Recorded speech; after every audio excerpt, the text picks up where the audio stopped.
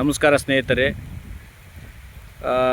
ಕೊಪ್ಪಳ ಜಿಲ್ಲೆ ಕನಕಗಿರಿ ತಾಲೂಕಿನಲ್ಲಿ ಈ ಮಳೆ ಈಗ ಪ್ರಾರಂಭ ಆಗಿದೆ.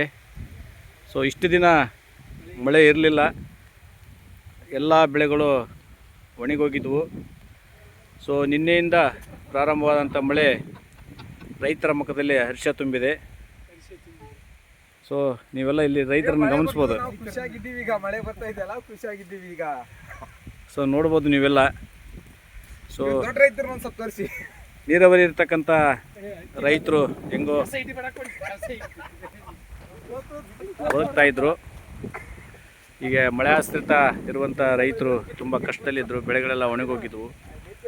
ಸೊ ಈಗ ನಾವು ಸ್ವಲ್ಪ ಒಂದು ಉತ್ತಮ ವಾತಾವರಣ ಕಾಣ್ಬೋದು ಮಳೆಯನ್ನು.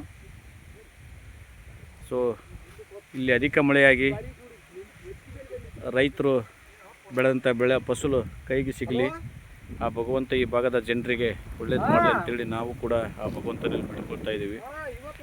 ನೋಡ್ಬೋದು ಮಳೆ ಆಗ್ತಾ ಇರೋದನ್ನು ತಾವು ಗಮನಿಸ್ಬೋದು.